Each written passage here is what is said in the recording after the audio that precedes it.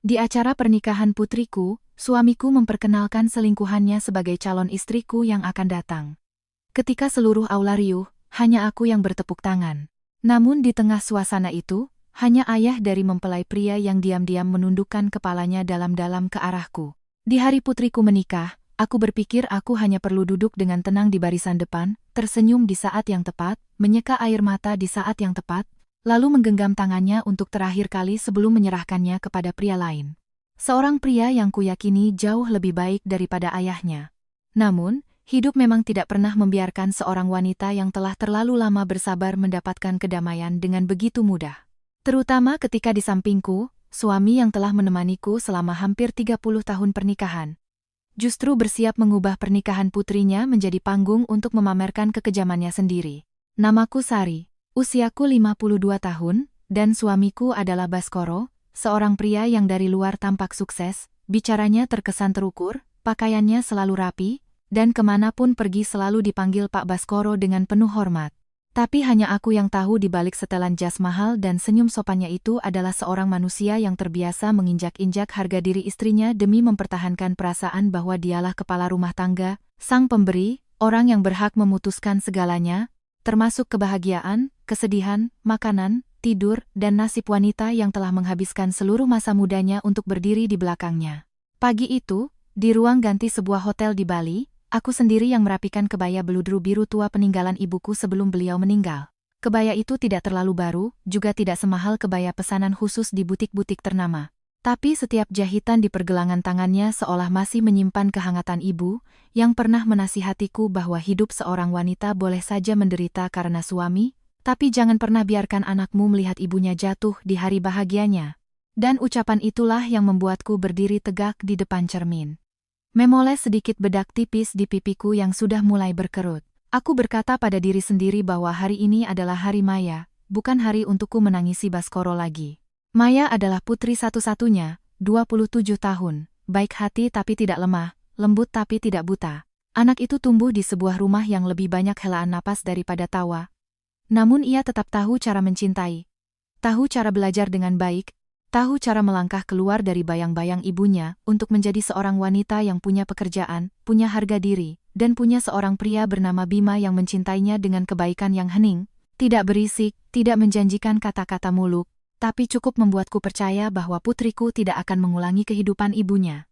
Upacara pernikahan dilangsungkan di sebuah pusat resepsi di tepi pantai, di luarnya barisan pohon kelapa meliuk di bawah sinar matahari, di dalamnya cahaya lampu kuning menyelimuti setiap meja perjamuan. Bunga putih, taplak putih, alunan piano yang lembut.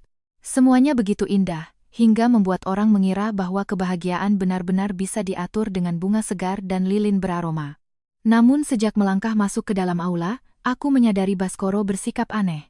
Dia tidak menatap Maya lebih dari beberapa detik, tidak terharu saat putrinya menggandeng lengan mempelai pria memasuki ruangan, juga tidak repot-repot bertanya apakah aku sudah makan atau belum. Dia terus-menerus melirik ponselnya, sudut bibirnya sesekali menyunggingkan senyum yang sangat aneh. Senyum yang seorang istri yang telah hidup hampir 30 tahun bersamanya hanya perlu melihat sekilas untuk mengerti. Itu bukan senyum seorang ayah yang bahagia, melainkan senyum seorang pria yang sedang menunggu saat kemenangannya. Dulu aku takut pada senyum itu. Aku takut pada suara kunci di pintu gerbang pukul 11 malam, takut pada bau alkohol, takut pada suara sepatu yang diseret di lantai keramik, takut pada pertanyaan dingin, nasi mana, air mana, kenapa rumah begini, kenapa kamu selalu seperti orang kehabisan napas? Dulu aku sangat takut hingga hanya dengan dia meletakkan gelas dengan keras di meja, jantungku sudah menciut. Tapi pagi itu, melihatnya tersenyum di pernikahan putriku sendiri, aku tidak lagi takut, hanya merasakan iba yang hambar. Karena aku tahu ada sebagian pria yang mengira mereka sedang melangkah ke atas panggung untuk menerima kemuliaan, padahal sebenarnya mereka sedang membuka tirai untuk pengadilan mereka sendiri. Di akhir acara, ketika pembawa acara mempersilakan perwakilan keluarga mempelai wanita untuk memberikan sambutan, Baskoro langsung berdiri, merapikan dasinya, menyisir rambutnya, lalu melangkah ke atas panggung dengan sikap penuh kepuasan diri.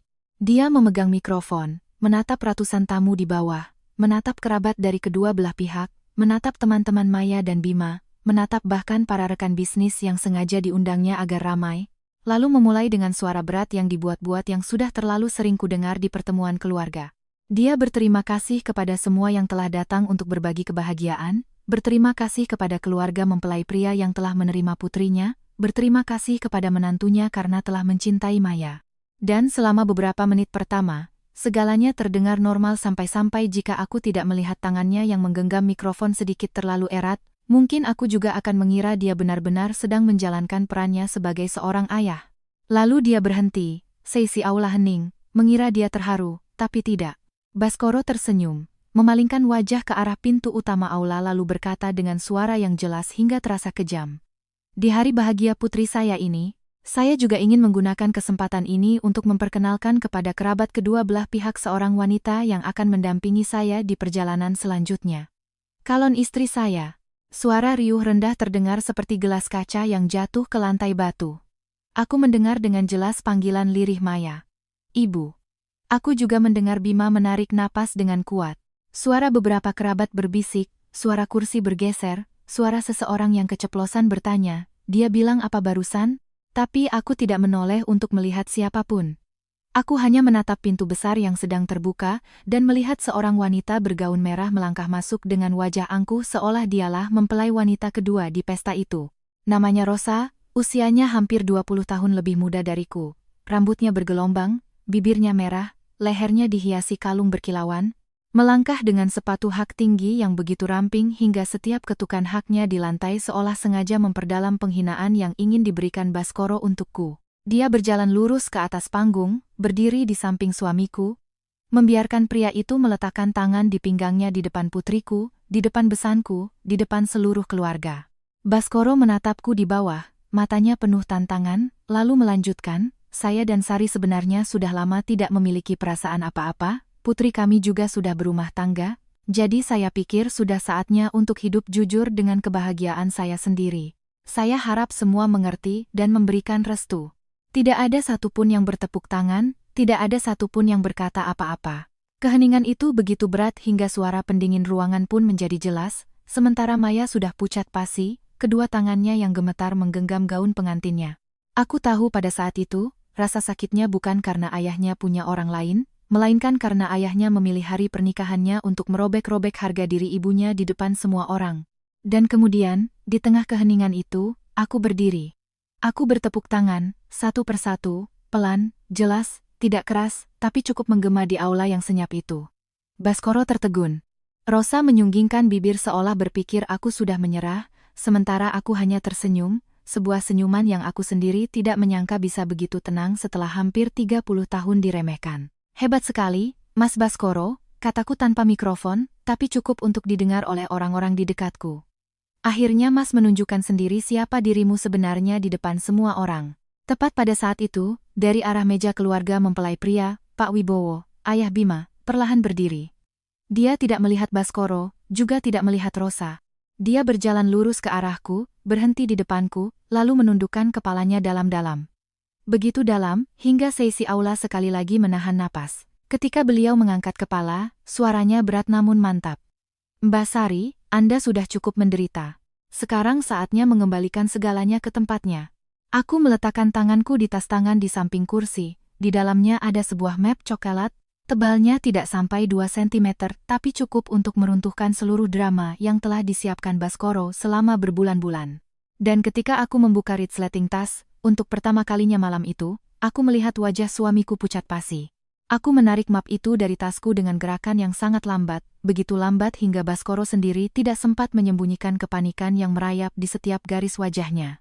Sementara Rosa masih berdiri di sampingnya dengan ekspresi kesal seorang wanita yang terbiasa dimanjakan. Belum mengerti bahwa gaun merah menyala yang dikenakannya tidak membuatnya menonjol sebagai pemenang, melainkan hanya membuatnya tampak seperti noda tinta yang melebar di atas taplak putih hari pernikahan putriku. Aku mendengar suara Maya tercekat di belakang. Anak itu ingin melangkah maju tetapi Bima dengan lembut menahan tangan istrinya, bukan untuk mencegahnya membela ibunya, tetapi untuk menjaganya agar tidak pingsan di hadapan pemandangan yang terlalu kejam ini. Pak Wibowo masih berdiri di sampingku, posturnya tegak, tatapannya tenang, tidak marah dengan berisik, tetapi keheningannya memiliki bobot yang lebih berat daripada hardikan apapun. Dan kehadiran itulah yang membuat Baskoro jelas kehilangan ketenangannya. Sari, kamu mau berbuat apa? Baskoro menggeram, mencoba tersenyum tapi sudut bibirnya berkedut. Hari ini pernikahan anak kita, jangan membuat malu keluarga. Aku menatapnya, tiba-tiba merasa ucapan itu lucu hingga membuat mata perih.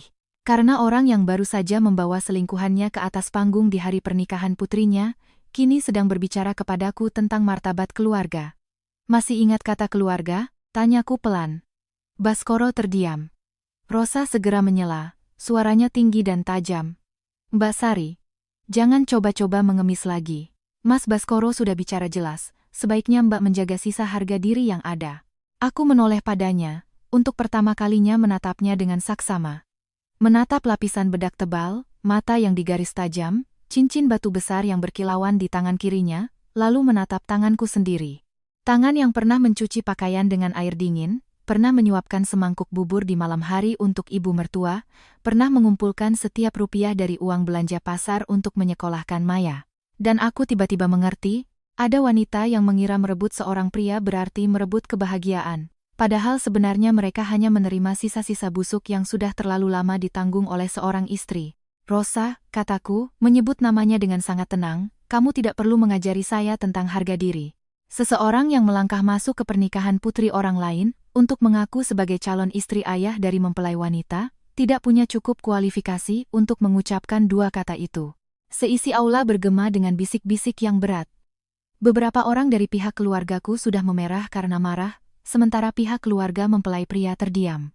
Tidak ada yang ingin mengubah hari bahagia Bima dan Maya menjadi pertengkaran, tapi tidak ada juga yang bisa berpura-pura seolah belum melihat penghinaan ini. Baskoro turun dari panggung, berniat merebut map dari tanganku, tetapi Pak Wibowo segera menghalangi dengan lembut di depannya, tidak menyentuh dengan keras, hanya cukup untuk membuat Baskoro berhenti.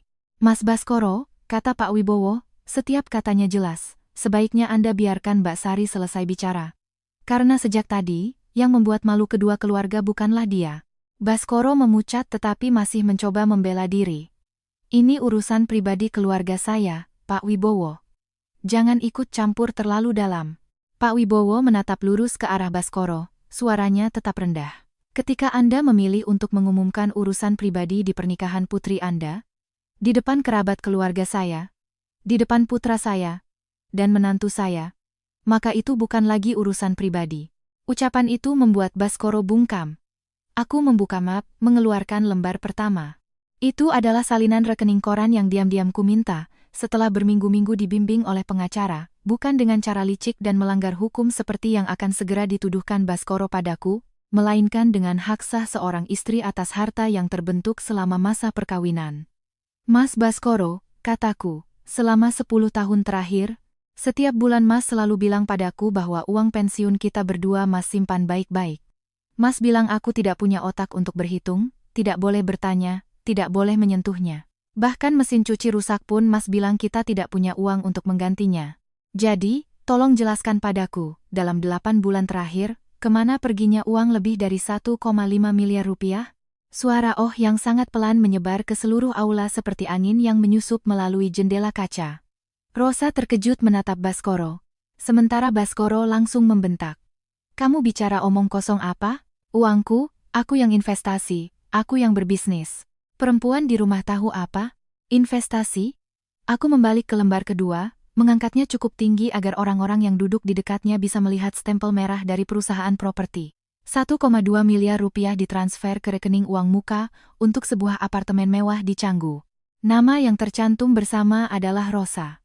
180 juta untuk membeli cincin, 120 juta untuk membayar perabotan impor, belum termasuk biaya hotel, restoran, tiket pesawat, hadiah.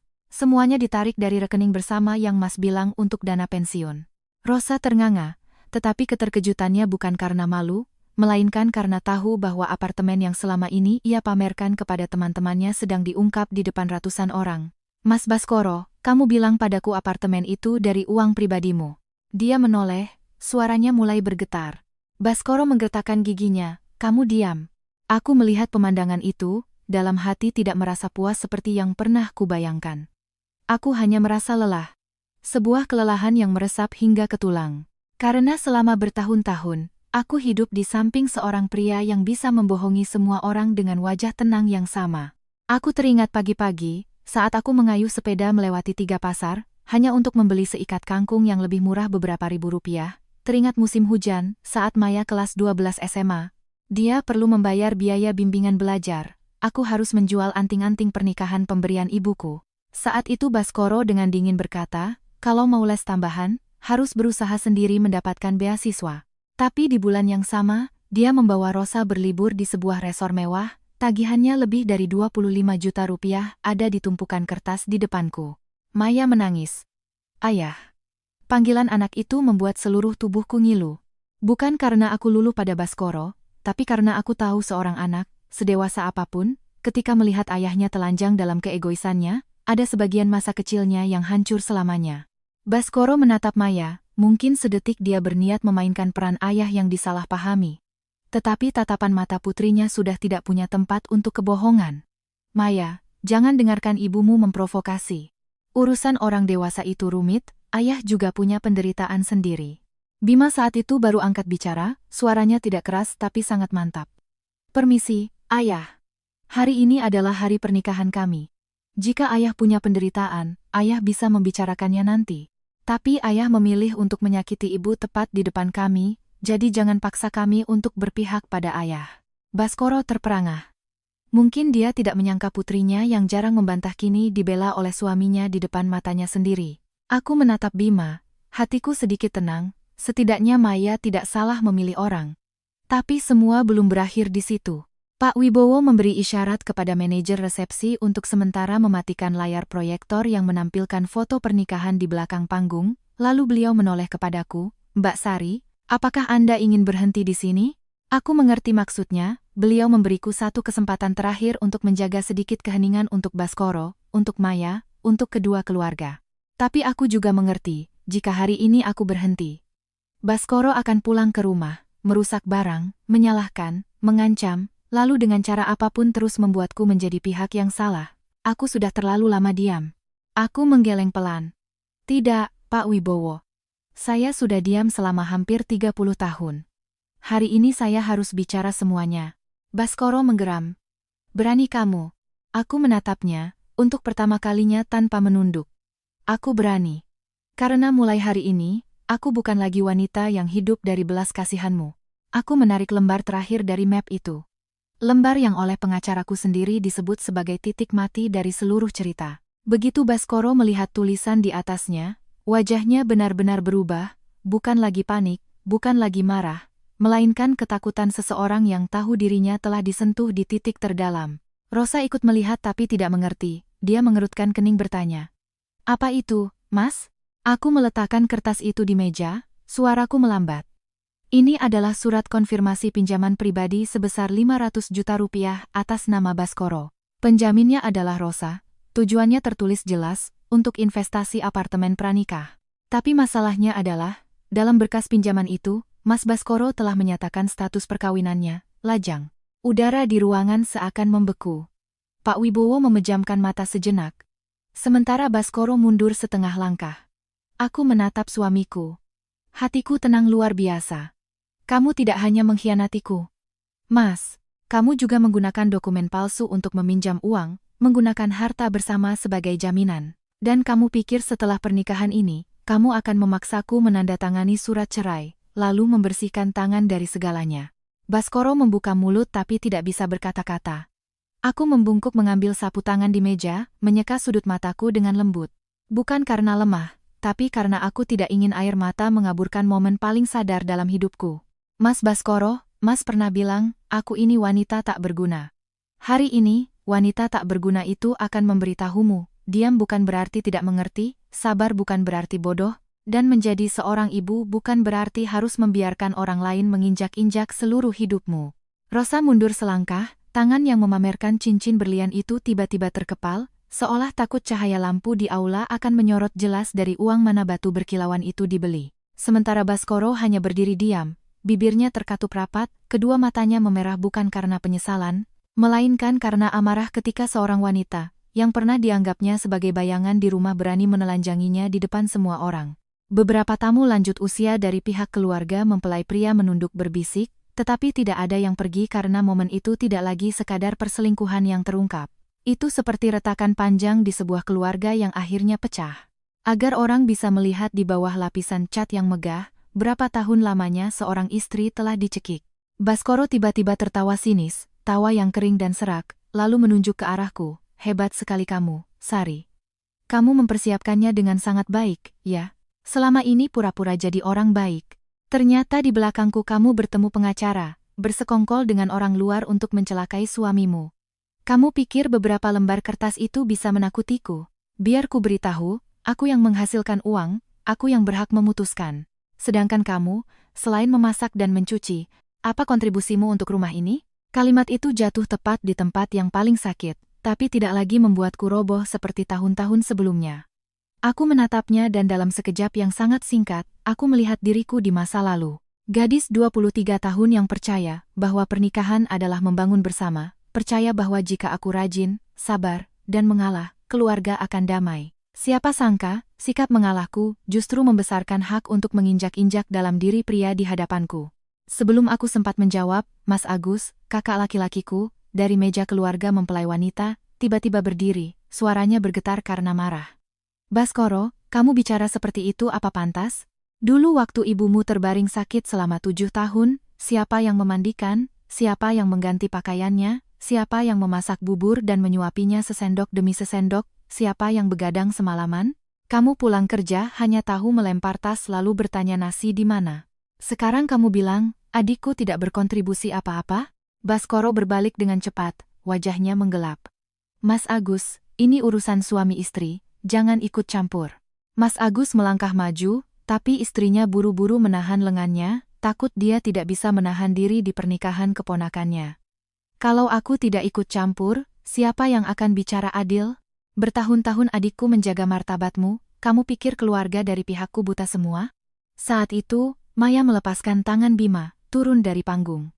Gaun pengantin yang menjuntai di belakang membuat setiap langkahnya terasa berat, matanya merah bengkak tapi suaranya lebih jelas dari yang kuduga. Ayah, minta maaf pada ibu. Baskoro tertegun menatap putrinya, seolah kalimat itu adalah pengkhianatan terbesar dalam hidupnya. Maya, kamu masih muda, kamu tidak mengerti urusan orang dewasa. Ibumu sedang mencoba membuat ayah kehilangan muka. Maya menggeleng, air matanya tumpah. Tidak, ayah. Yang membuat semua orang kehilangan muka adalah ayah. Hari ini hari pernikahan aku, tapi ayah tidak memikirkan aku sedetik pun. Ayah membawa wanita itu ke sini, memperkenalkannya sebagai calon istri ayah, lalu memaksa ibu duduk dan menonton. Apa ayah pernah berpikir bagaimana perasaanku? Baskoro membuka mulut. Tetapi kalimat ayah melakukan ini demi kebahagiaan ayah tersangkut di tenggorokannya. Karena di depan tatapan Maya, semua alasan egois menjadi telanjang dan memalukan. Rosa yang berdiri di samping mulai kehilangan kesabaran. Dia menarik lengan Baskoro, suaranya pelan tapi karena mikrofon masih menyala, seluruh aula bisa mendengarnya. Mas, selesaikan cepat dong, aku malu sekali seperti ini. Katamu hari ini semua orang akan tahu aku wanita pilihanmu, kenapa jadi begini? Beberapa orang tertawa dingin. Baskoro berbalik dan melotot padanya. Bisa diam tidak? Rosa langsung pucat. Mungkin ini pertama kalinya dia melihat pria yang pernah memanggilnya belahan jiwa dengan manis. Menggunakan nada seperti itu padanya di depan umum. Pak Wibowo saat itu baru melangkah mendekati panggung, mengambil mikrofon dari tangan pembawa acara yang gemetaran tidak tahu harus berbuat apa. Beliau tidak berteriak, tidak meninggikan suara, tapi kata-katanya membuat seluruh aula hening. Saya mohon izin untuk mengatakan beberapa patah kata sebagai ayah dari Bima, dan juga sebagai orang yang bertanggung jawab atas kehormatan keluarga saya. Pernikahan hari ini adalah hari bahagia kedua anak kita, tidak ada yang ingin mengubahnya menjadi tempat untuk menghakimi siapapun. Tetapi ketika Mas Baskoro dengan sengaja menggunakan hari bahagia ini untuk mengumumkan hubungan yang salah, sekaligus ada indikasi penggelapan aset bersama dalam perkawinan, maka apa yang Mbak Sari tunjukkan bukanlah fitnah, melainkan hak untuk membela diri seorang istri.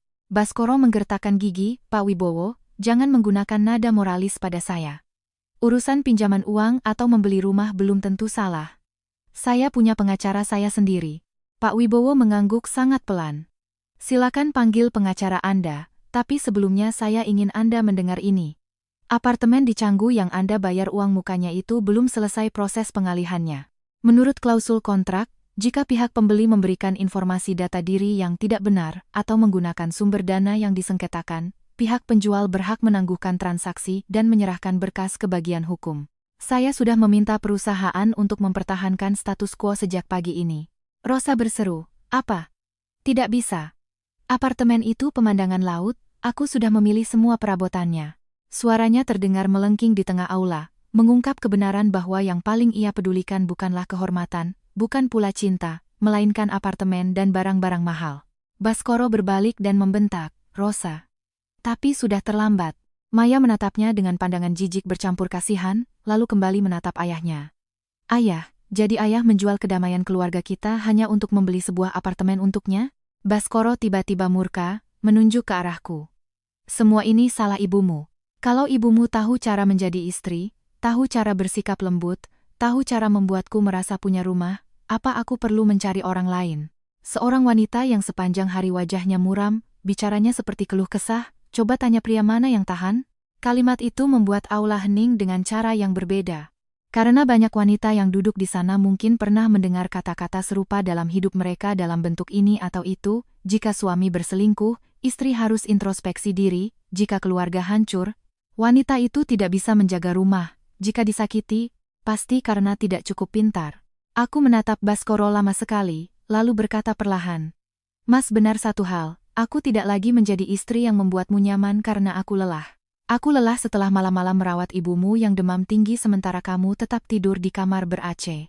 Aku lelah setelah berkali-kali meminta uang sekolah untuk anak yang kamu bilang perempuan hanya tahu menghabiskan uang. Aku lelah setelah makan malam yang kamu keluhkan dingin tapi tidak pernah bertanya apakah aku sudah makan.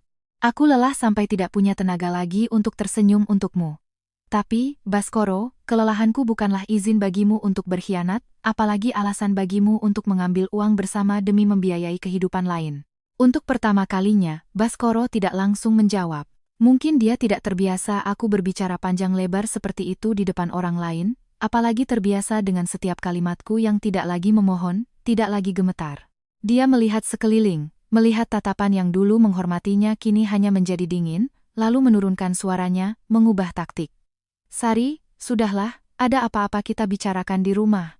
Kamu mau berapa, akan kuhitung. Jangan membuat anak kita kehilangan kebahagiaannya. Aku tertawa sangat pelan. Sampai sekarang Mas masih berpikir semuanya bisa dihitung dengan uang? Baskoro menatapku, matanya memancarkan peringatan yang familiar. Jangan paksa aku terlalu jauh. Aku menjawab, tidak. Mas yang memaksaku sampai hari ini. Tepat saat itu, dari ujung aula, seorang pria berkemeja putih berjalan cepat masuk, membawa tas kulit hitam. Itu adalah Pak Dharma, pengacara yang telah kutemui selama 3 bulan terakhir. Satu-satunya orang selain Pak Wibowo yang mengetahui seluruh berkasku. Dia mendekatiku, menunduk memberi salam pada Pak Wibowo, lalu menoleh ke Baskoro. Selamat malam, Pak Baskoro. Saya Dharma, kuasa hukum yang mewakili Ibu Sari dalam kasus pembagian harta Gonogini, tuntutan ganti rugi atas pelanggaran kewajiban suami istri, dan peninjauan transaksi yang berindikasi penyembunyian aset. Baskoro membelalakan mata. Pengacara? Kamu membawa pengacara ke pernikahan anakmu? Aku menatapnya, suaraku sangat pelan. Tidak, aku membawa pengacara untuk berjaga-jaga jika kamu membawa selingkuhanmu. Dan kamu tidak mengecewakanku. Kalimat itu seolah menampar wajah Baskoro. Pak Dharma membuka tasnya, mengeluarkan sebuah amplop tersegel, lalu melanjutkan dengan tenang hingga dingin. Selain salinan rekening yang baru saja diumumkan Ibu Sari, kami juga memiliki rekaman suara Pak Baskoro berdiskusi dengan pihak broker tentang rencananya setelah pernikahan untuk memaksa Ibu Sari menandatangani surat cerai tanpa menuntut harta, sekaligus mengalihkan hak guna rumah saat ini ke nama orang lain melalui kontrak palsu. Dokumen-dokumen ini belum perlu diumumkan di sini, tetapi akan dikirimkan ke pihak berwenang jika Pak Baskoro terus mengancam klien saya. Baskoro membeku. Rosa menatap Baskoro seperti melihat orang asing. Mas bilang padaku rumah itu setelah dijual uangnya bersih. Kalimat tak sengaja itu seperti pisau terakhir yang menembus lapisan pelindung yang tersisa. Aku memejamkan mata sejenak, lalu membukanya dan menatap lurus pada pria yang pernah kusebut suami. Baskoro, kamu tidak hanya berniat meninggalkanku, kamu berniat mengusirku ke jalan. Baskoro tidak bisa lagi berteriak, hanya terengah-engah, matanya berputar mencari jalan keluar. Tapi di aula itu, semua pintu seolah telah tertutup. Dan ketika aku mengira keheningan itu adalah puncaknya, Maya tiba-tiba melepas kerudung pengantinnya, meletakkannya di meja, suaranya bergetar tapi tegas. Jika ayah tidak meminta maaf pada ibu sekarang juga, aku tidak akan menganggap ayah ada saat upacara adat nanti sore. Baskoro menatap putrinya dengan kaget, seolah baru saja divonis oleh darah dagingnya sendiri. Musim hujan tahun itu datang terlambat. Hujan pertama turun di gang kecil depan warung nasi milik Sari pada suatu sore yang sepi. Saat itu aku sedang duduk memetiki kangkung di dekat pintu, mendengar suara air mengalir di sepanjang atap dan bau tanah basah yang menguar lembut. Bau kedamaian yang sebelumnya tidak pernah kuperhatikan. Karena selama hampir 30 tahun hidup bersama Baskoro, aku selalu sibuk mendengarkan apakah kunci di gerbang sudah berputar, apakah suaranya hari ini berat atau ringan, apakah makan malam akan dikeluhkan, apakah uang belanja kurang beberapa rupiah yang membuatnya marah. Sekarang, dapurku masih panas, tanganku masih kapalan, punggungku masih sakit setiap selesai berjualan. Tapi anehnya, lelah itu tidak lagi membuatku merasa hina. Karena setiap panci sayur, setiap piring ikan bakar, setiap mangkuk nasi yang terhidang adalah hasil pilihanku, hasil kerjaku. Aku menerima uang dari hasil jeripayahku sendiri, tidak menengadahkan tangan pada siapapun, juga tidak harus mendengar siapapun menyebutku benalu. Sore itu Maya mampir ke warung, perutnya sudah sedikit membuncit setelah 4 bulan mengandung. Bima berjalan di belakangnya membawa sekantong susu dan beberapa jeruk, begitu masuk langsung memanggil. "Ibu, hari ini ibu jangan lama-lama di dapur ya, biar aku dan Mas Bima bantu beres-beres." Aku melihat anakku, antara kasihan dan geli. "Ibu sehat, kamu duduk saja." "Sedang hamil kok lari-lari terus," ibu lihatnya juga khawatir. Maya duduk di kursi dekat kasir, mengelus perutnya. Matanya melembut. "Aku mau nanti bayinya tahu kalau neneknya itu orang yang paling hebat." Tanganku berhenti sejenak, hidungku terasa pedih, tapi kemudian hanya tersenyum. "Tidak perlu jadi yang paling hebat, Nak. Cukup dia tahu kalau neneknya pernah sangat takut, tapi akhirnya belajar untuk tidak takut lagi." Bima mendengar itu dan terdiam. Dia memang orang yang tidak banyak bicara, tapi setiap kali dibutuhkan, keheningannya menjadi sandaran. Dia membungkuk membawa keranjang sayuran ke dalam lalu bersuara dari dalam, "Bu, biar Bima ganti bohlam di dapur sekalian ya. Kemarin Bima lihat sudah kerlap-kerip." Aku memandangi menantuku, dalam hati muncul perasaan hangat yang aneh, tidak riuh seperti kegembiraan, melainkan seperti secangkir teh panas yang disuguhkan tepat saat seseorang baru saja kehujanan. Menjelang malam, ketika pelanggan terakhir baru saja pergi, sebuah motor tua berhenti di depan warung. Aku sedang mengelap meja ketika mendengar Maya memanggil pelan. "Ibu." Aku mengangkat kepala dan melihat Baskoro berdiri di bawah empran, kemeja abu-abunya basah di satu sisi bahu, rambutnya lebih banyak beruban daripada saat terakhir kali kutemui di pengadilan, wajahnya kuyu, matanya tidak lagi memiliki kesombongan yang familiar, tapi dalam diriku juga tidak ada lagi rasa sakit yang lama untuk gemetar. Bima segera melangkah keluar berdiri di samping Maya, sementara aku meletakkan lap meja, dengan tenang bertanya, "Ada perlu apa, Mas?" Baskoro menatapku sangat lama, matanya menyapu papan nama warung, melewati set meja kursi kayu, melewati panci nasi yang masih hangat di sudut dapur, lalu berhenti di perut Maya. Mungkin baru saat itulah, dia tahu putrinya akan menjadi seorang ibu. "Maya, kamu hamil?" Maya diam beberapa detik lalu menjawab, "Iya." Hanya satu kata, singkat hingga menyakitkan, tapi cukup untuk menjelaskan jarak antara ayah dan anak yang tidak lagi hanya beberapa langkah di sebuah warung kecil, melainkan seluruh penggalan hidup yang telah diputuskan oleh Baskoro sendiri. Baskoro menelan ludah, suaranya serak, "Ayah." Ayah tidak tahu. Maya menatapnya, tidak menangis, juga tidak marah seperti di hari pernikahan, hanya sedih. Ayah tidak pernah bertanya. Kalimat itu membuat Baskoro menunduk. Aku melihat tangannya gemetar pelan, tangan yang pernah menunjukku dan memakiku tak berguna, tangan yang pernah melemparkan uang ke meja seolah sedekah, tangan yang pernah melingkar di pinggang Rosa di tengah aula, kini kikuk tidak tahu harus diletakkan di mana. "Sari," panggilnya, "untuk pertama kalinya setelah bertahun-tahun tanpa nada perintah, aku mau minta maaf." Warung hening hingga terdengar suara hujan jatuh di atap seng. Aku tidak langsung menjawab. Dulu aku membayangkan jika suatu hari Baskoro meminta maaf, aku akan menangis, akan bertanya mengapa, akan memaksanya menceritakan segalanya, bagaimana tahun-tahun itu telah menghancurkanku. Tapi ketika hari itu benar-benar datang, aku hanya merasakan hatiku sangat tenang, seperti rumah setelah badai. Jendela yang sudah pecah biarlah pecah, penghuni rumah sudah pindah ke tempat lain, tidak perlu lagi berdiri di tengah puing-puing untuk menuntut penjelasan dari badai. "Mas minta maaf untuk apa?" tanyaku. Baskoro mengangkat kepala, bibirnya bergerak-gerak. Karena Karena sudah memperlakukanmu dengan buruk. Karena urusan Rosa. Karena hari pernikahan Maya. Aku menatap lurus padanya. Dan juga karena sudah menganggapku seperti pembantu tanpa bayaran selama hampir 30 tahun. Karena sudah membiarkanku merawat ibumu sampai kelelahan lalu mengambil semua pujian di depan kerabat. Karena sudah memotong setiap rupiah uang belanja tapi menggunakan uang bersama untuk membeli rumah, membeli cincin untuk orang lain. Karena sudah berniat mengusirku dari rumah yang juga kubangun dengan seluruh hidupku. Baskoro memejamkan mata, wajahnya mengerut. Iya, karena semuanya. Maya memalingkan wajah, mungkin dia tidak ingin ayahnya melihatnya berkaca-kaca. Bima meletakkan tangan dengan lembut di punggung istrinya. Aku menarik kursi, duduk, dan menunjuk ke kursi di seberang, duduklah, Mas. Tapi aku katakan dulu, permintaan maafmu tidak bisa mengubah apapun. Aku tidak akan kembali, tidak akan menarik berkas, tidak akan menghapus apa yang sudah terjadi, dan juga tidak akan memaksa Maya untuk memaafkanmu. Baskoro duduk, posturnya membungkuk, jauh lebih kecil dibandingkan pria yang dulu membuat seisi rumah menahan napas. Aku tahu. Aku tidak punya apa-apa lagi untuk dituntut.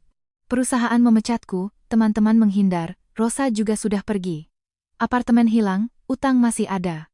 Aku hanya ingin melihat Maya sekali, tahu kalau dia hidup dengan baik. Maya berkata pelan, aku hidup dengan baik karena ada ibu, ada Mas Bima, ada Pak Wibowo, dan karena aku tidak lagi menunggu ayah berubah. Baskoro menatap putrinya dengan sakit, tapi kali ini dia tidak membantah. Pak Wibowo kebetulan mampir ke warung saat itu, di tangannya ada sekantong teh kering. Melihat Baskoro, beliau hanya berhenti sejenak lalu mengangguk memberi salam, tidak menghina, tidak akrab. Baskoro berdiri, menundukkan kepala sangat dalam di depan Pak Wibowo. Pak Wibowo, saya berutang permintaan maaf pada keluarga Bapak. Pak Wibowo menjawab perlahan. Orang yang paling banyak Anda utangi sedang duduk di depan Anda. Dan untuk kedua anak ini, hal terbaik yang bisa Anda lakukan adalah jangan menyeret mereka kembali ke luka yang lama.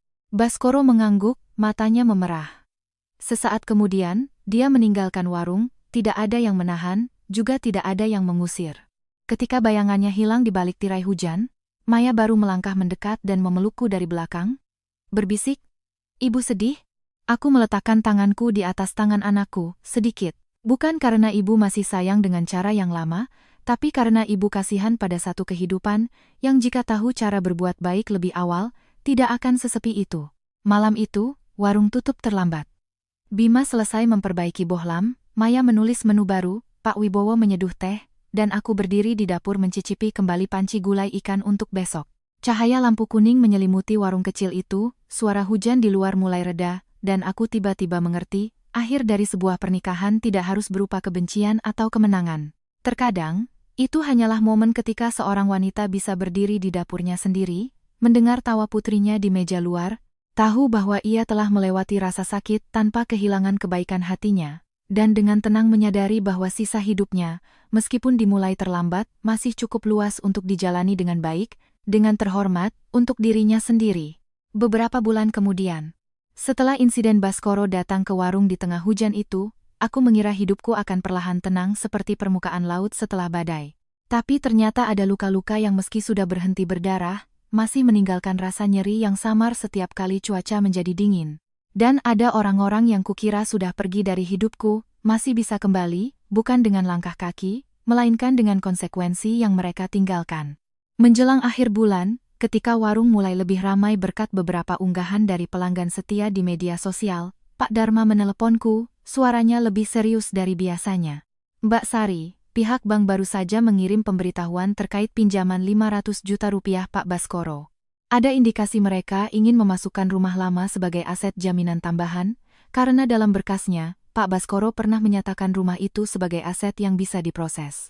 Aku sedang mengiris bawang dan tanganku berhenti, pisau menyentuh talenan dengan suara kering. Rumah itu sudah diproses sesuai kesepakatan setelah perceraian.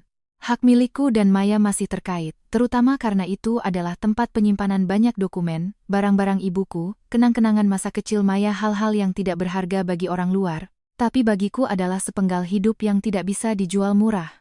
Pak Dharma, apakah mereka punya hak untuk melakukan itu? Tanyaku.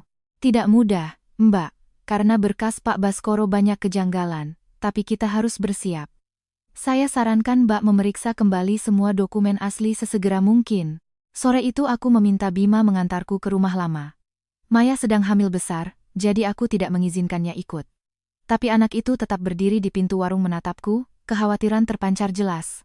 Ibu, kalau ada apa-apa, telepon aku langsung ya. Aku tersenyum menenangkan. Ibu hanya mau ambil dokumen, tidak apa-apa, nak.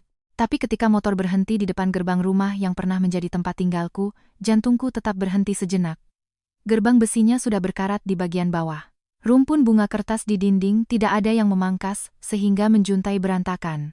Jendela ruang tamu tertutup rapat, semuanya begitu familiar, hingga menyakitkan, seolah rumah itu masih menyimpan suara langkah kakiku pulang dari pasar, suara Maya kecil memanggil ibu, suara batuk ibu mertuaku di kamar ujung lorong, dan juga suara bentakan Baskoro yang menggema setiap malam. Bima berdiri di sampingku dengan suara pelan, "Bu, biar Bima masuk dulu." Aku menggeleng, "Tidak, ibu bisa masuk sendiri. Ada tempat-tempat yang harus kita lewati sendiri agar benar-benar bisa keluar darinya."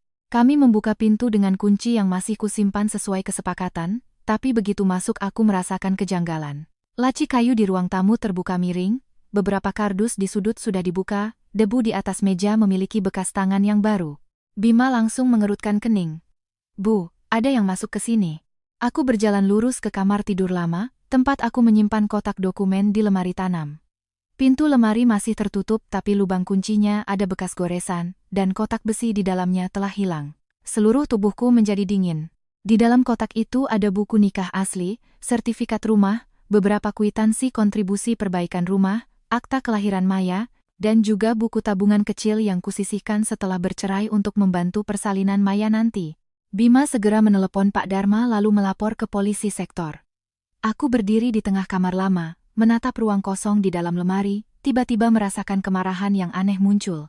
Tidak berisik, tidak membuatku gemetar, hanya membuat segalanya di kepalaku menjadi lebih jelas. Baskoro telah meminta maaf, tapi masih ada seseorang yang mencoba mengobrak-abrik hidupku, mencoba menarikku kembali ke pertempuran yang kukira sudah berakhir. Malamnya, setelah polisi selesai membuat laporan, Pak Dharma juga datang. Dia memeriksa bekas kunci dan bertanya dengan sangat teliti siapa saja yang tahu tempat penyimpanan kotak dokumen itu. Aku hanya bisa memikirkan satu orang. Baskoro. Tapi Bima mengingatkan, "Bu, Mbak Rosa juga pernah dengar ayah bicara soal surat-surat rumah. Waktu di pernikahan, dia bilang rumah itu kalau dijual uangnya bersih, mungkin dia tahu lebih banyak dari yang kita kira." Nama Rosa baru saja terdengar, aku tiba-tiba teringat tatapan matanya saat meninggalkan warung, penuh dendam dan perhitungan. Pagi berikutnya, Maya menelepon dari rumah, suaranya panik, "Ibu, ada yang kirim pesan ke aku. Mereka mengirim foto kotak dokumen ibu, bilang, kalau ibumu tidak mau urusan jadi rumit, siapkan 100 juta. Aku menggenggam erat ponsel. "Jangan dibalas, nak. Langsung kirim ke Pak Dharma." Maya tercekat, "Ibu, kenapa mereka tidak pernah melepaskan kita?" Aku menatap panci kaldu yang mendidih di atas kompor. Uap panasnya mengenai wajahku membuat mataku perih. Karena ada orang yang mengira perempuan baik itu gampang ditindas selamanya. Tapi kali ini, ibu tidak akan diam lagi. Pak Dharma dengan cepat memastikan nomor pengirim pesan adalah kartu sekali pakai, tapi isi fotonya menunjukkan kotak dokumen itu memang milikku. Pak Wibowo yang tahu kejadian itu langsung datang ke warung, wajahnya menjadi serius. "Mbak Sari, ini bukan lagi sengketa keluarga. Ini ancaman dan perampasan aset. Biarkan pengacara dan polisi melakukan tugas mereka." Aku mengangguk tapi hatiku masih berat. Bukan karena takut kehilangan uang, tapi karena sakit memikirkan Maya yang sedang hamil harus ikut cemas karena sisa-sisa dari kehidupan lamaku. Tepat saat itu, Baskoro muncul di ujung gang. Dia berjalan sangat cepat, wajahnya pucat pasi. Begitu melihatku langsung berkata, "Sari, bukan aku yang melakukannya. Aku bersumpah, soal kotak dokumen itu bukan aku." Bima berdiri menghalangi pintu warung, suaranya dingin, "Ayah bicara begitu, berarti ayah sudah tahu masalahnya." Baskoro berhenti lalu mengeluarkan ponselnya. "Rosa mengirim pesan padaku. Dia bilang kalau aku tidak mencari uang untuk membayar utangnya, dia akan menjual semua dokumen itu ke orang lain, dan akan menyeret Maya juga agar aku kehilangan muka." Aku menatap Baskoro, tidak tahu harus kasihan atau marah. "Kamu yang menciptakan dia dalam hidupmu, lalu membiarkannya punya kesempatan untuk menyentuh kehidupan ibu dan anakmu." Baskoro menunduk, suaranya serak. "Aku tahu. Kali ini, biar aku yang perbaiki. Aku akan janji bertemu Rosa untuk mengambil kembali kotak itu." Pak Dharma segera mencegah. Pak Baskoro, Anda tidak boleh bertindak sendiri. Jika Mbak Rosa sedang memeras, setiap pertemuan harus ada bukti dan dilaporkan ke pihak berwenang. Semakin Anda gegabah, semakin mudah Anda dijebak olehnya. Baskoro menatapku, matanya memerah karena tak berdaya. Sari, aku tidak minta kamu memaafkan, tapi biarkan aku melakukan satu hal baik terakhir untuk Maya. Aku terdiam sangat lama. Pria ini pernah mendorongku ke titik terendah, tapi sekarang jika dia benar-benar ingin menghadapi konsekuensinya, aku tidak punya hak untuk mencegah hukum, menggunakan dirinya sebagai mata rantai untuk mengakhiri segalanya. Akhirnya aku berkata, Mas lakukan ini bukan untukku, Mas lakukan ini untuk anakmu, dan kali ini, jangan berbohong lagi.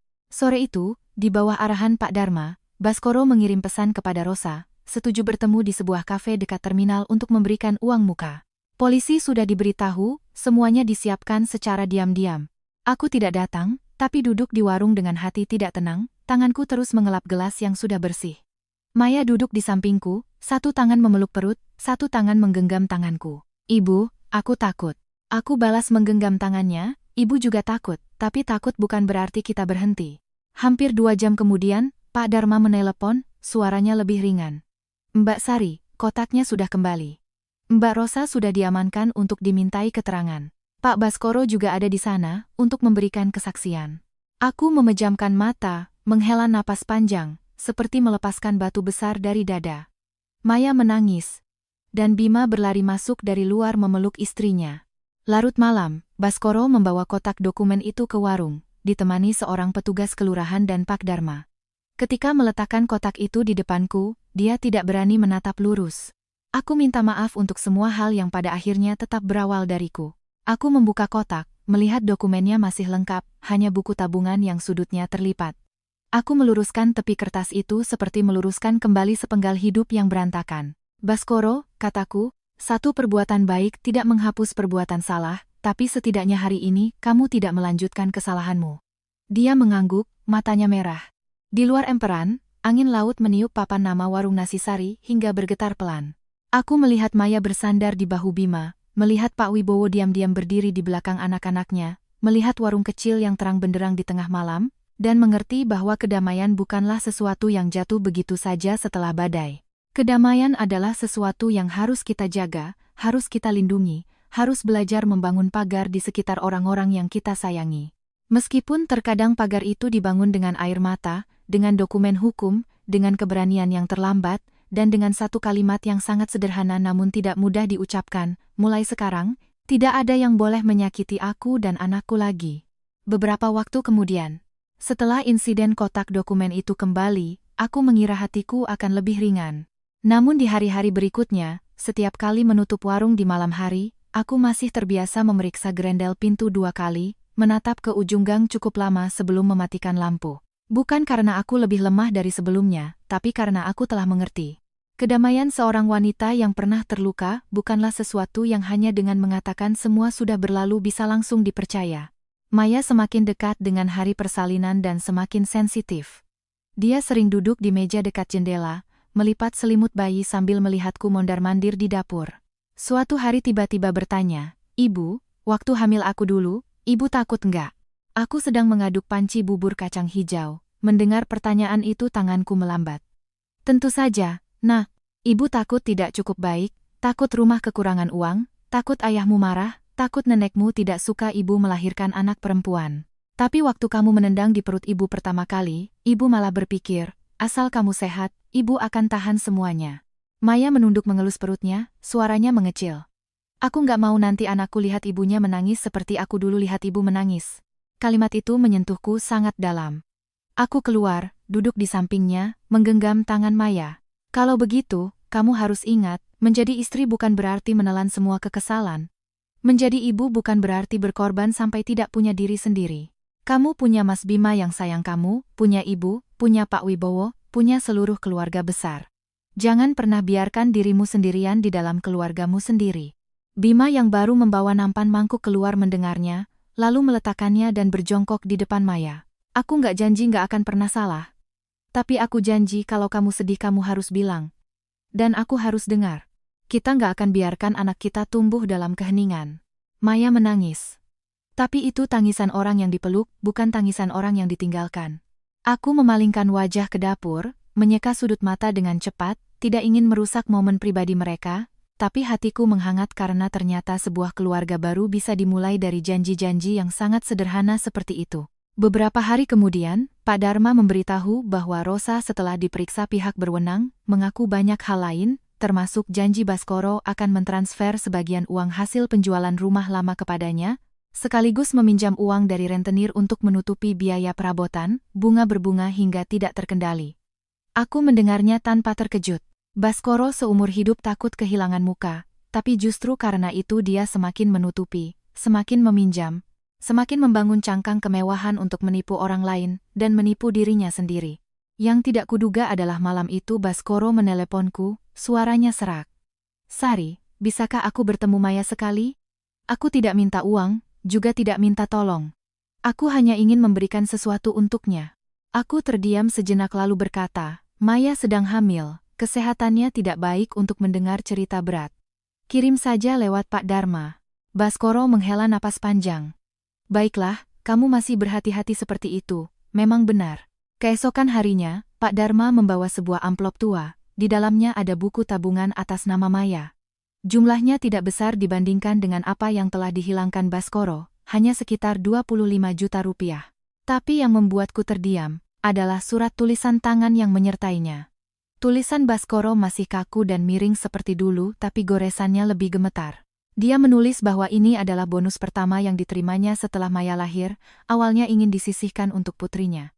Tapi kemudian karena gengsi, karena hasrat untuk membuktikan diri, karena keputusan-keputusan yang salah, dia telah lupa bahwa dia pernah ingin menjadi seorang ayah yang baik. Dia tidak meminta Maya memaafkannya, hanya berharap anak yang akan lahir nanti punya hadiah kecil dari kakek yang tidak pantas berdiri di samping cucunya. Aku selesai membaca, melipat kertas itu, hatiku terasa berat. Malamnya aku memberikan amplop itu kepada Maya. Anak itu membacanya sangat lama, air matanya jatuh setetes demi setetes ke atas kertas. "Ibu, apa aku harus menerimanya?" Aku menatapnya tanpa menjawab. "Terimalah jika kamu merasa itu adalah bagian yang ingin ayahmu kembalikan padamu, bukan tali yang mengikatmu untuk harus memaafkan. Memaafkan itu urusan hati, tidak ada yang boleh memaksamu, termasuk ibu." Maya memeluk amplop itu ke dadanya, menangis dalam diam. "Aku sayang ayah, tapi aku masih marah. Aku nggak tahu harus bagaimana." Aku mengelus rambutnya. Sayang dan marah bisa ada bersama anak. Kalau orang terdekat yang menyakiti kita, lukanya lebih rumit daripada orang luar. Pelan-pelan saja. Di hari-hari terakhir kehamilannya, Maya sering bermimpi tentang hari pernikahan itu. Suatu malam Bima meneleponku untuk datang karena Maya bangun sambil menangis. Dia terus menggenggam tangan suaminya bertanya, "Nanti kamu bosan gak sama aku? Apa akan ada hari di mana kamu membawa orang lain di depan anak kita?" Bima tidak banyak bicara, hanya membuatkan segelas susu hangat untuk istrinya, duduk di sampingnya sampai pagi.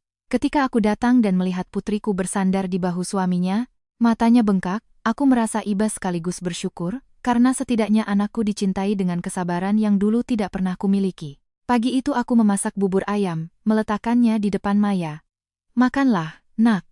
Ibu tahu kamu takut, tapi jangan biarkan ketakutan orang tuamu dulu masuk ke dalam rumahmu." Maya menyendok sesendok bubur, suaranya serak. "Ibu, aku takut jadi seperti ibu dulu." Aku menatapnya lama. "Tidak. Kamu tidak seperti ibu dulu. Kamu sudah berani bicara. Kamu punya orang yang mendengarkan, dan ibumu sekarang juga sudah berbeda." Anak itu tertawa di tengah air matanya. Menjelang persalinan, Pak Wibowo lebih sering mampir ke warung, kadang membawa ikan segar, kadang sebuket kecil bunga krisan untuk diletakkan di kasir.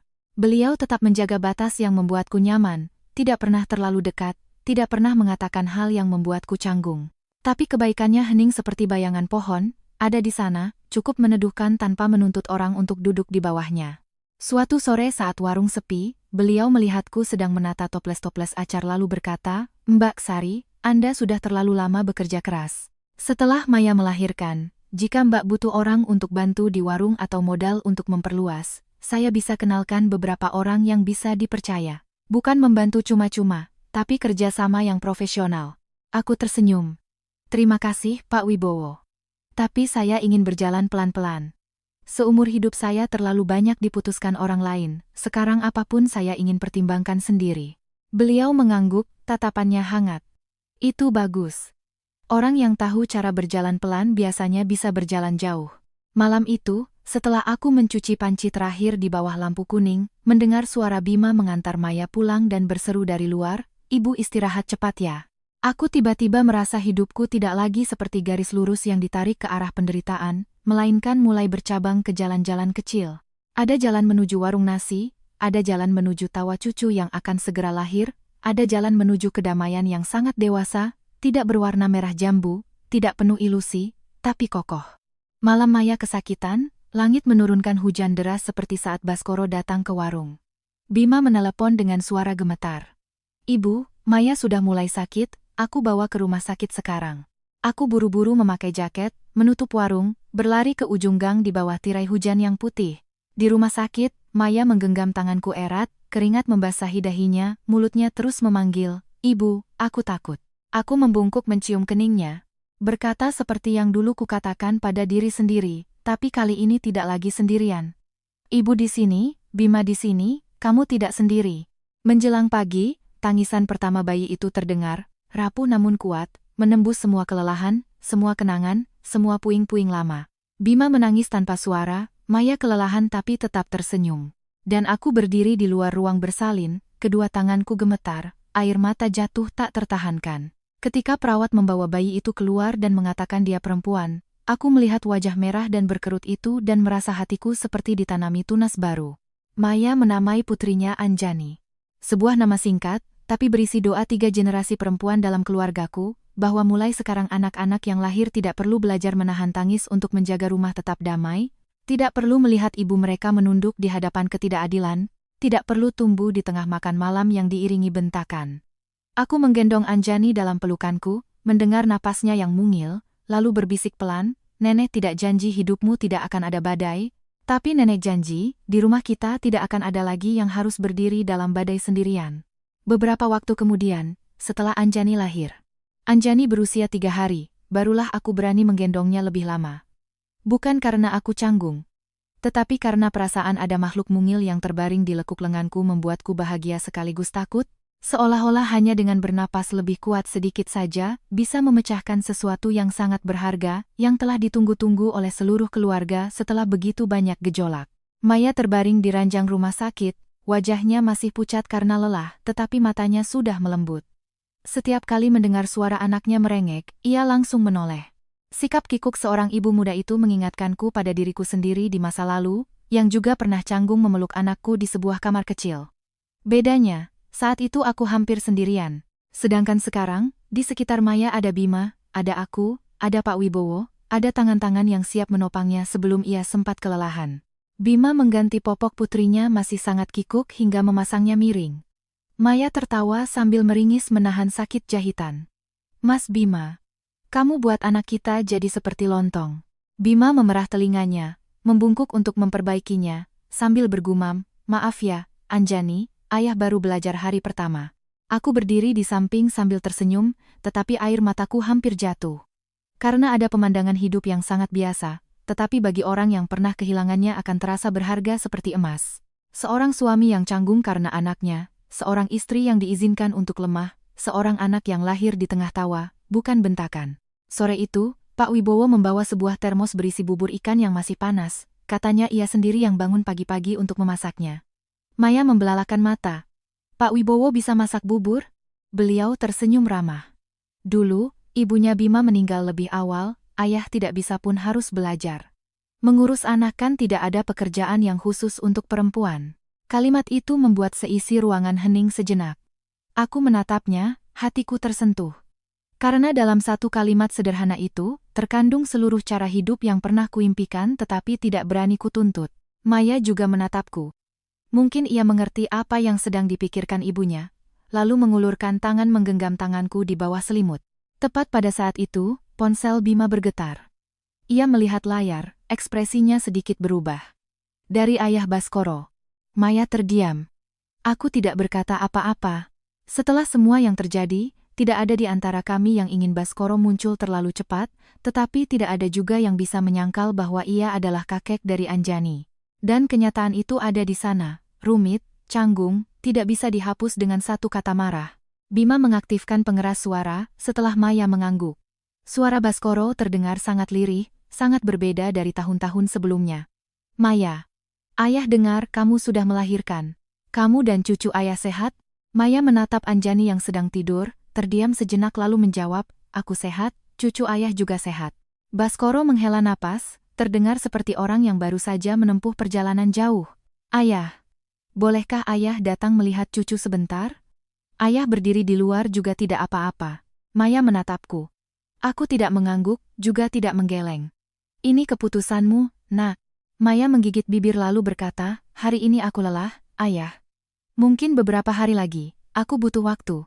Ujung telepon di seberang hening sangat lama. Iya, ayah mengerti. Istirahatlah. Sampaikan salam ayah untuk cucu. Panggilan itu berakhir. Maya memalingkan wajah. Kamu tidak salah, sayang. Maya tercekat. Aku tahu, tapi kenapa masih sakit ya, Mas? Aku mendekat, mengelus rambutnya. Karena yang menyakitimu adalah ayahmu sendiri. Ada luka yang tidak perlu kita maafkan segera, cukup kita tidak membiarkannya mengendalikan kita lagi. 3 minggu kemudian, Maya pulang ke rumah untuk masa nifas. Aku menutup warung selama setengah bulan untuk merawatnya, sementara Pak Wibowo dan Bima bergantian mampir ke warung untuk memeriksa dan menata ulang barang-barang. Hari-hari itu, rumah Maya dipenuhi bau susu, bau minyak telon, bau bubur panas, suara Anjani menangis tengah malam, suara Bima menidurkan anaknya dengan nyanyian sumbang, dan suara Maya sesekali mengeluh karena kurang tidur lalu menangis, karena merasa kesal pada dirinya sendiri. Aku tidak menyalahkan anakku. Aku tahu menjadi ibu tidak selalu seindah yang diceritakan orang. Ada malam-malam di mana seorang wanita duduk di tengah ruangan dengan rambut acak-acakan, baju terkena noda susu, di satu sisi mencintai anaknya hingga sesak napas, di sisi lain bingung tidak tahu siapa dirinya lagi. Suatu malam menjelang pagi, aku melihat Maya duduk di ruang tamu, Anjani tertidur di bahunya, matanya bengkak. Ibu, aku takut tidak cukup baik. Aku duduk di sampingnya, mengambil alih Anjani. Tidak ada ibu yang langsung cukup baik dari awal, nak. Ibu dulu juga begitu. Bedanya, kamu bisa mengatakannya, bisa istirahat, bisa minta tolong suami, minta tolong ibu. Jangan jadikan cintamu pada anak sebagai tali yang mencekik lehermu sendiri. Maya menyandarkan kepalanya di bahuku seperti saat ia kecil. Dulu ada yang bilang begitu ke ibu enggak? Aku tersenyum sedih. Tidak. Makanya sekarang ibu bilang padamu. Menjelang selapanan Anjani, Baskoro mengirim pesan melalui Bima, meminta izin mengirim hadiah kecil, tidak akan datang ke rumah jika Maya belum siap. Kali ini di dalam kotak, hanya ada sebuah gelang perak anak-anak dan sebuah kartu ucapan singkat. Maya membacanya lalu meletakkan kartu itu di meja. Baskoro menulis bahwa ia tidak berharap bisa menggendong cucunya segera, hanya berharap Anjani tumbuh besar, dan tahu bahwa kakeknya pernah sangat salah, dan sedang belajar, untuk tidak mengganggu orang-orang yang ia cintai lagi. Maya menatap gelang itu sangat lama, lalu menyuruh Bima menyimpannya di laci. Nanti kalau Anjani sudah besar, akan kuceritakan padanya dengan cara yang tidak membuatnya membenci siapapun, tapi juga tidak menyembunyikan kebenaran. Aku mendengarnya dan merasa lega. Itulah Mayaku. Tidak lemah, tidak sinis, tahu cara merasakan sakit tetapi tidak mengubah rasa sakit itu menjadi racun. Di hari selapanan Anjani, keluarga Pak Wibowo mengadakan syukuran kecil, tidak mengundang banyak orang, hanya kerabat yang benar-benar dekat. Aku menggendong cucuku duduk di samping Maya, melihat Bima dengan kikuk menuangkan minuman untuk semua orang, melihat Mas Agus dari kampung datang memeluk keponakan dari keponakannya lalu tertawa hingga matanya menyipit, melihat Pak Wibowo meletakkan semangkuk kecil nasi di depan altar foto mendiang istrinya dan berbisik pelan, Bu, rumah kita punya anggota baru. Pada saat itu, aku merasa tenggorokanku tercekat. Keluarga bukanlah tempat di mana tidak ada kehilangan, melainkan tempat di mana orang tahu cara meletakkan bagian yang hilang di tempat yang layak, lalu bersama-sama merawat bagian yang masih hidup. Di akhir acara, Pak Wibowo keluar ke beranda, berdiri di sampingku. Angin laut berembus lembut, suara bayi di dalam rumah menangis lalu ditenangkan oleh Bima. Beliau menatap langit malam di depan, berkata perlahan, Mbak Sari, setelah semua kejadian ini, saya semakin melihat Mbak lebih kuat dari yang Mbak kira. Aku menggeleng. Saya tidak kuat, Pak Wibowo. Saya hanya tidak punya pilihan untuk lemah seperti dulu lagi. Beliau menoleh menatapku, matanya sangat hangat tetapi tetap menjaga jarak. Tidak punya pilihan tapi tetap memilih untuk berjalan dengan baik, itu juga kekuatan. Aku tidak menjawab, hanya tersenyum. Di dalam hatiku bukanlah getaran tergesa-gesa masa muda, bukan pula kebutuhan untuk bergantung pada pria lain untuk membuktikan nilaiku. Jika ada sesuatu yang sedang tumbuh, ia lebih lambat, lebih tersembunyi, seperti tunas pohon setelah badai, tidak perlu diberi nama, cukup disinari matahari. Malam itu, ketika kembali ke warung, aku membuka pintu, menyalakan lampu, melihat dapur yang sunyi menantiku. Aku meletakkan selimut Anjani yang tertinggal di kursi, lalu duduk mendengar detak jam. Aku telah kehilangan hampir 30 tahun, untuk mengerti bahwa seorang wanita tidak perlu dipilih oleh siapapun untuk bisa memulai kembali. Tidak perlu memiliki keluarga yang sempurna untuk bisa disebut damai. Dan tidak perlu melupakan semua penderitaan untuk diizinkan bahagia. Di luar sana, hidup masih penuh ketidakpastian. Baskoro masih menjadi goresan dalam cerita Maya.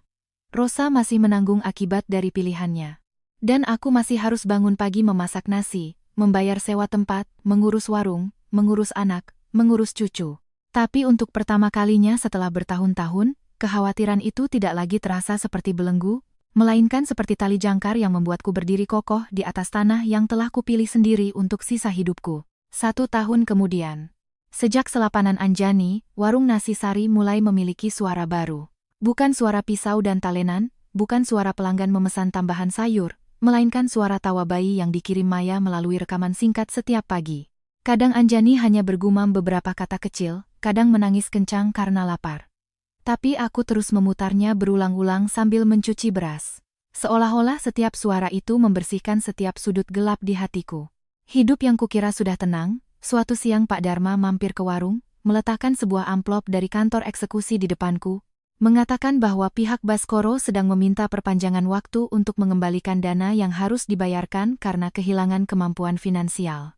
Aku mengambil surat itu, membaca setiap barisnya perlahan, tidak terkejut tapi masih merasakan kelelahan yang sama, karena ada kesalahan orang lain yang, meskipun kita sudah pergi, masih mencoba menuntut kita untuk membayar harga lebih.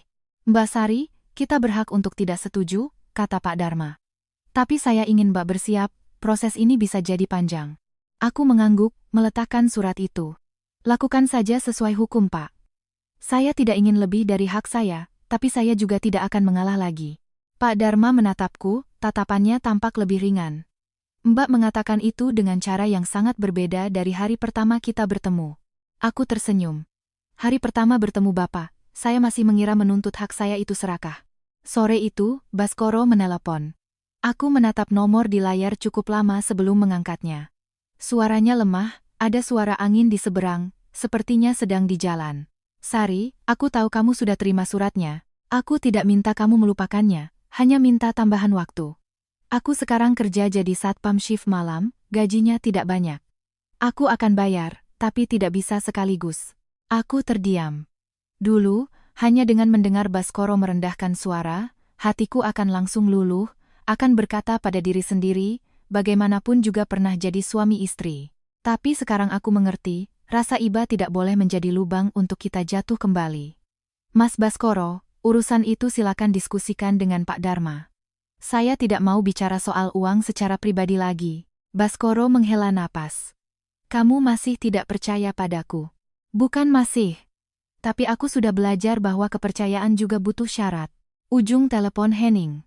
Sesaat kemudian, Baskoro berkata pelan, bolehkah aku bertemu Anjani? Jantungku terasa berat. Urusan itu, Mas harus tanya Maya dan Bima. Cucu itu anak mereka, bukan hadiah atas penyesalanmu. Aku mematikan telepon setelah kalimat itu, tidak marah, tapi tanganku tetap dingin. Malamnya aku ceritakan pada Maya. Anak itu memeluk Anjani, menatap putrinya yang tertidur. Lalu butuh waktu lama untuk berkata, Ibu, aku tidak mau melarang kakeknya bertemu cucunya selamanya, tapi aku takut ayah menyakiti ibu lagi, menyakiti aku lagi. Bima duduk di sampingnya, suaranya tenang. Kita bisa buat syarat. Bertemu di tempat umum, ada ibu atau aku di sana, tidak bicara uang, tidak ungkit masa lalu di depan Anjani. Kalau ayah tidak menghormati, kita hentikan. Aku menatap menantuku, dalam hati berterima kasih, karena Bima tidak memaksa Maya untuk menjadi pahlawan, juga tidak menambah bara dalam amarahnya. Maya mengangguk, matanya berkaca-kaca. Baiklah, satu kali. Bukan karena aku lupa, tapi karena aku tidak mau Anjani besar hanya dengan tahu orang dewasa saling membenci. Seminggu kemudian, Baskoro bertemu Anjani untuk pertama kalinya di warungku. Pagi hari saat sepi pelanggan. Ia mengenakan kemeja tua yang kerahnya sudah pudar, tangannya membawa sekantong kecil berisi kotak susu dan beberapa handuk bayi. Hadiah yang begitu sederhana hingga jika ini Baskoro yang dulu, pasti akan mencibirnya kampungan. Ketika Maya menggendong Anjani keluar, Baskoro sontak berdiri, matanya memerah, tangannya terulur lalu ditarik kembali, seolah takut dirinya tidak lagi berhak menyentuh sesuatu yang begitu murni. Boleh ayah gendong sebentar? Maya menatap Bima lalu menatapku, akhirnya dengan lembut meletakkan Anjani di lengan Baskoro. Ia menggendongnya dengan canggung, seluruh tubuhnya kaku, tetapi matanya saat menatap cucunya melembut. Anjani. Ini kakek. Anjani membuka mata sejenak, mulut mungilnya mengerucut lalu tidur lagi. Baskoro tertawa, tetapi air matanya langsung jatuh. Aku memalingkan wajah, tidak ingin terseret dalam rasa kasihan terlalu dini. Baskoro berdiri di sana. Untuk pertama kalinya dalam hidupnya. Tidak bicara soal pekerjaan. Tidak pamer uang. Tidak memberi perintah. Hanya diam-diam menggendong seorang anak dan membiarkan keheningan mengajarinya apa yang telah hilang. Namun, kedamaian yang rapuh itu terganggu ketika seorang wanita parubaya masuk ke warung, berpakaian mewah, tatapannya tajam. Ia melihat Baskoro lalu melihatku, suaranya tidak menyembunyikan nada meremehkan. Ternyata kamu di sini. Dan ini pasti Mbak Sari. Baskoro pucat pasi. Bu Ratna, kenapa ibu ke sini? Aku meletakkan gelas air di meja. Ibu cari siapa? Wanita itu menarik kursi, duduk dengan senyum tipis. Saya Ratna, pemilik pinjaman luar yang sedang ditunggak Pak Baskoro. Dia janji minggu ini bayar sebagian, tapi saya dengar uangnya ditahan mantan istri, jadi saya datang untuk bertanya langsung. Maya segera memeluk Anjani lebih erat. Bima melangkah maju. Ibu Ratna, ini warung makan. Kalau ibu punya sengketa dengan ayah kami, silakan selesaikan di luar, jangan ganggu ibu kami dan bayinya. Bu Ratna melirik Bima.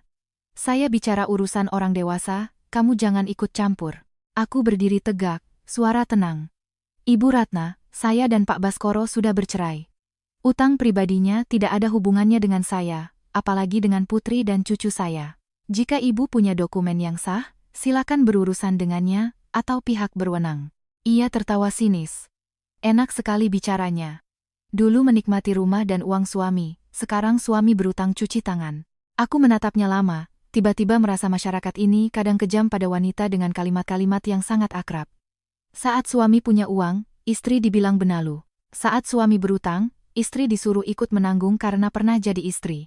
Saya tidak menikmati apapun darinya, selain apa yang hukum tetapkan sebagai hak saya, setelah hampir 30 tahun pernikahan. Dan jika ibu meminjamkan uang tanpa memeriksa kondisi keuangan peminjam, itu risiko ibu, bukan kewajiban moral saya. Bu Ratna sedikit tertegun, mungkin tidak menyangka aku akan menjawab selancar itu. Baskoro meletakkan Anjani kembali ke pelukan Maya lalu menoleh ke Bu Ratna. Bu Ratna, urusan saya biar saya yang tanggung. Jangan datang ke sini lagi. Bu Ratna menggebrak tasnya ke meja. Kamu tanggung pakai apa? Pakai gaji satpamu? Pak Wibowo baru saja masuk, melihat situasi langsung mengerti.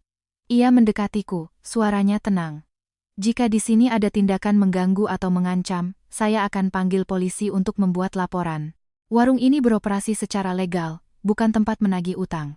Kehadiran Pak Wibowo membuat Bu Ratna ciut. Ia melihat sekeliling, beberapa pelanggan sudah mengeluarkan ponsel, lalu berdiri menunjuk ke arah Baskoro. Baskoro, kamu urus utangmu, jangan sampai saya bertindak lebih jauh. Ketika ia pergi, seisi warung hening. Baskoro menunduk, suaranya serak. Maaf, aku membawa masalah lagi. Aku menatapnya, tidak menyalahkan lagi, tapi juga tidak menghibur. Mas Baskoro, jika Mas benar-benar ingin menjadi kakek yang baik, hal pertama adalah bersihkan hidupmu sendiri. Jangan biarkan utang, kebohongan, dan gengsi melangkahi pintu rumah putrimu lagi. Baskoro mengangguk, matanya merah tetapi tidak membela diri. Aku mengerti. Setelah hari itu, aku memutuskan memasang kamera CCTV di warung. Bima membantuku memilih jenis yang pas. Pak Wibowo merekomendasikan tukang kenalannya, tapi tetap membiarkanku membayar sendiri. Aku suka kejelasan itu karena memberiku rasa dihormati. Larut malam ketika semua sudah pulang, aku menggendong Anjani berdiri di depan pintu warung, menatap lampu jalan yang menyinari aspal yang basah. Cucu itu tidur nyenyak di tanganku, napasnya kecil seperti benang. Di belakangku adalah dapur yang terang, tempat aku membangun kembali hidupku dari puing-puing. Aku mengerti jalan di depan belum sepenuhnya mulus. Baskoro masih harus membayar utang atas pilihan-pilihannya. Maya masih butuh waktu untuk sembuh. Dan aku masih harus belajar untuk tidak mengubah kebaikan hati menjadi pengorbanan buta. Tetapi pada saat itu, ketika Anjani bergerak di pelukan neneknya, aku melihat dengan jelas satu hal. Kedamaian bukanlah ketiadaan orang yang mengetuk pintu membawa badai, melainkan ketika badai datang, kita sudah punya kunci, punya lampu, punya orang terkasih di samping, dan punya cukup keberanian untuk berkata, tempat ini bukan lagi untuk luka lama masuk. Beberapa bulan kemudian, setelah utang-utang Baskoro perlahan masuk ke jalur hukum yang benar, Bu Ratna tidak pernah lagi muncul di warung. Rosa juga secara resmi dihukum dan harus membayar ganti rugi terkait kasus perampasan kotak dokumen. Hidupku akhirnya benar-benar memiliki pagi hari tanpa rasa terkejut. Aku masih bangun pukul 4.30, mencuci beras, memasak ikan, membuat sayur, menata setiap piring nasi seperti menata kembali hatiku. Bedanya dengan dulu, setiap pekerjaanku sekarang diselingi tawa. Ada suara Anjani dari telepon, ada Maya yang sesekali mengeluh mengantuk, ada Bima yang mampir sebelum berangkat kerja untuk mengganti tabung gas, dan ada Pak Wibowo yang kadang duduk di meja dekat pintu, minum secangkir teh panas, membaca koran dalam diam seperti kerabat yang sudah lama ada di sana. Suatu sore di akhir tahun, Baskoro datang ke warung. Ia lebih kurus, rambutnya hampir separuh beruban, tangannya membawa sekantong kecil jeruk. Kali ini ia berdiri di luar pintu sangat lama. Sampai aku melihatnya barulah ia masuk. Aku hanya mampir antar jeruk untuk Anjani. Aku tidak akan lama. Maya kebetulan ada di sana, sedang menggendong Anjani di sudut. Anak itu menatap ayahnya sejenak lalu berkata pelan, "Ayah, masuklah." Baskoro tertegun seolah tidak percaya diizinkan melewati ambang pintu itu. Ia meletakkan kantong jeruk di meja, menatap Anjani yang balas menatapnya dengan mata bulat, lalu membungkuk sangat rendah. Kakek menyapa Anjani. Anjani belum tahu apa-apa, hanya tertawa tanpa gigi, tangan mungilnya melambai-lambai di udara. Baskoro langsung menangis, tangisan yang tertahan dan jelek, tanpa sisa gengsi sedikit pun. Maya tidak berlari memeluk ayahnya, juga tidak memalingkan muka. Ia hanya berkata sangat pelan, "Ayah jangan buat ibu sedih lagi, itu sudah cukup." Baskoro mengangguk berkali-kali, "Ayah tahu, ayah tidak punya hak lagi untuk membuat siapapun sedih." Aku meletakkan segelas air hangat di depan Baskoro. Ia menatap gelas itu lalu menatapku, matanya memerah. "Sari, terima kasih."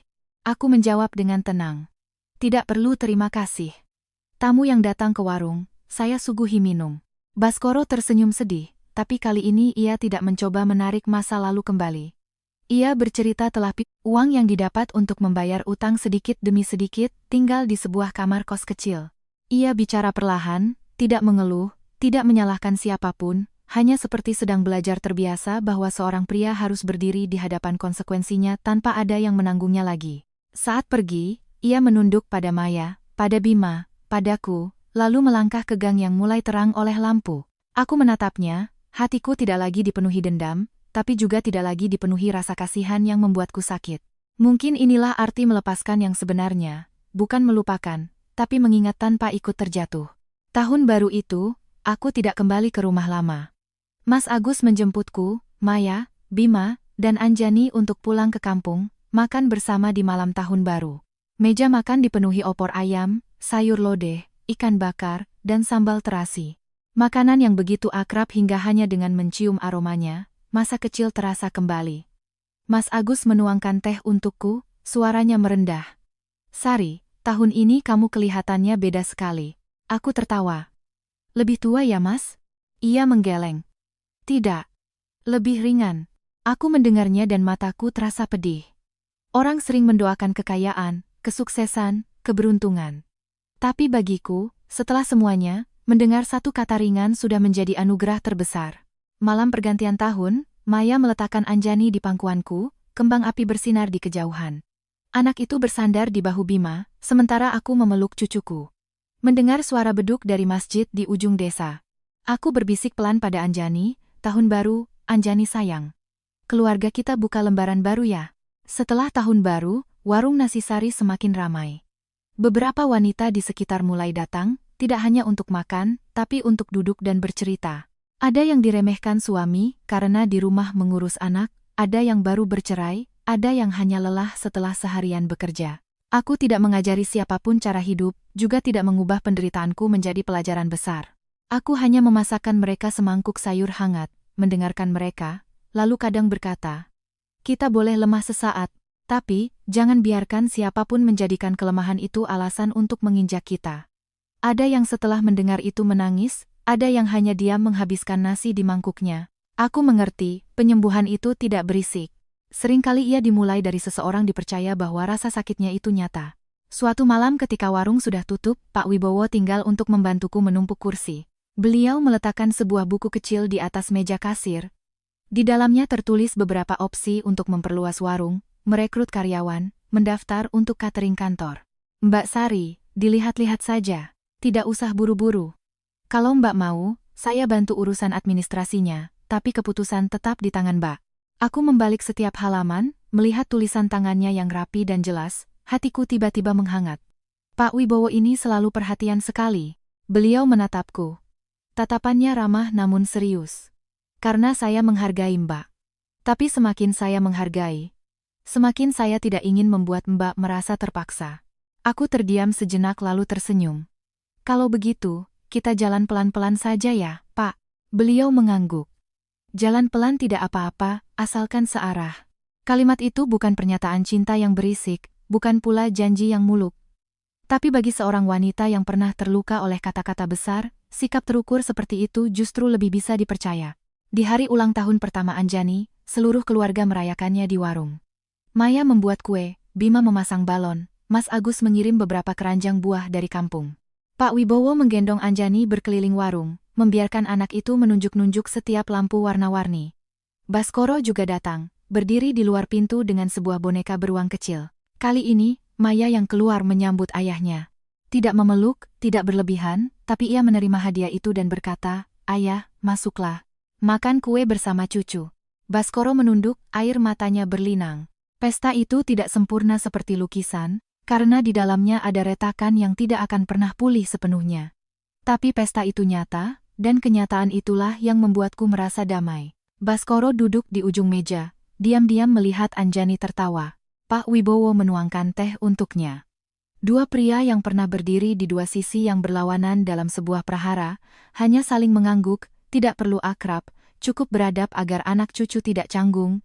Larut malam, ketika semua sudah pulang, aku berdiri sendirian di depan warung. Papan nama warung Nasi Sari bersinar di bawah lampu kuning. Di dalam dapur masih tercium aroma kue ulang tahun, di luar jalanan angin laut berembus sangat lembut.